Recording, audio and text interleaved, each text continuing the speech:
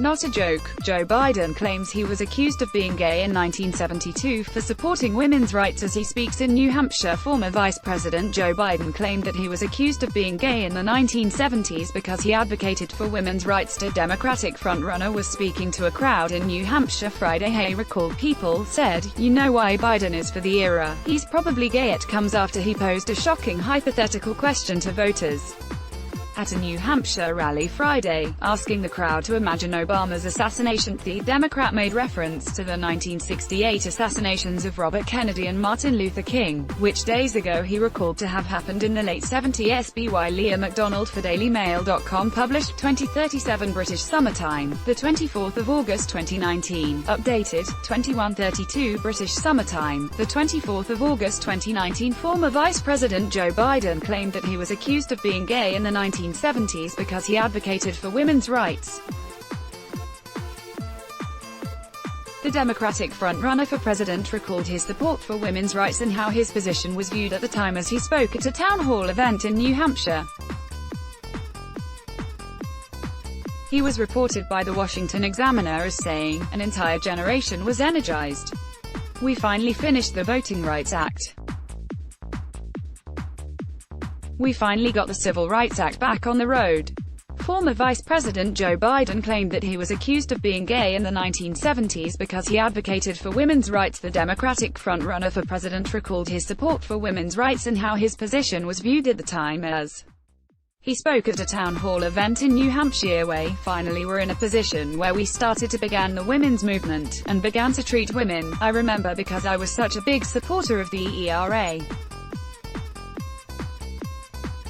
In 1972, quote, to show you how things have changed. Thank God. Well, you know why Biden is for the ERA. He's probably gay. Not a joke," said Biden, who was married to his first wife Nelia in 1972, who died the same year in a car accident at the age of 30 along with the couple's daughter Naomi, who was just 1. The Equal Rights Amendment was passed by Congress in 1972 and sent to the states for ratification. In order to be added to the Constitution, it needed approval by legislatures for 38 of the 50 states. By 1977, the legislatures of 35 states had approved the amendment. In 1978, Congress voted to extend the original March 1979 deadline to 1982. Biden, who was married to his first wife Nelia in 1972, who died the same year in a car accident at the age of 30 along with the couple's daughter Naomi, who was just only. However, no additional states voted yes before that date, and the ERA fell 3 states short of ratification. It comes as the 76-year-old posed a shocking hypothetical question to voters at a New Hampshire rally Friday, asking the crowd to imagine what America would be like if Barack Obama had been assassinated. The stark declaration came as part of a meandering soliloquy at the closing of a town hall meeting on the campus of Dartmouth College. The Democratic frontrunner made reference to the formative moments of his college years, most namely the 1968 assassinations of Robert F. Kennedy and Martin Luther King Jr., which just 2 days ago the self-proclaimed gaffe machine recalled to have happened in the late 70s, "My senior semester, they were both shot and killed," Biden recalled Friday. "Imagine what would have happened if, God forbid, if Barack Obama had been assassinated after becoming the de facto nominee. What would have happened in America?" The Democratic frontrunner made reference to the formative moments of his college years, namely the 1968 assassinations of Robert F. Kennedy, Wright, and Martin Luther King Jr.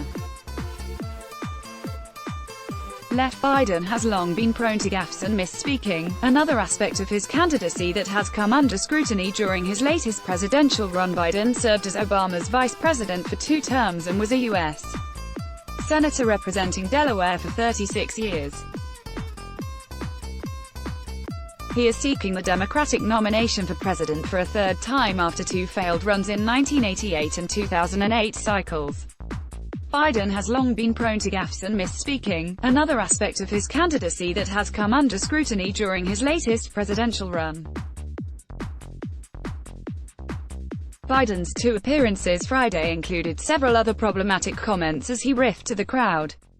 He talked about teachers. He referenced his wife, Jill Biden, an educator, saying that if he didn't support teachers, I would be sleeping alone, at his final event of the day as he talked about taking away some tax breaks for richer Americans. Biden said, I find most rich people are as patriotic as poor people. The bizarre outburst come as one of many in recent weeks, raising concern among members of his campaign staff who are said to be considering limiting his public appearances in the future to preserve his place atop the polls. Former Vice President Joe Biden posed a shocking hypothetical question to voters at a New Hampshire rally Friday when he asked the crowd to imagine, what if Barack Obama had been assassinated? The stark comment came as part of a meandering discussion at the closing of a town hall meeting on the campus of Dartmouth College, which also featured mentions of school shootings. Such statements have included declaring that poor children are just as bright as white children, and he even claimed to be vice president during the Parkland school shootings in 2018, despite having left office more than a year earlier.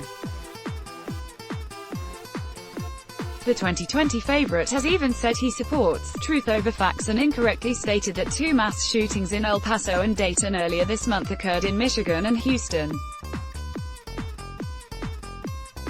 But in closing his Dartmouth speech Friday, Biden finished strongly.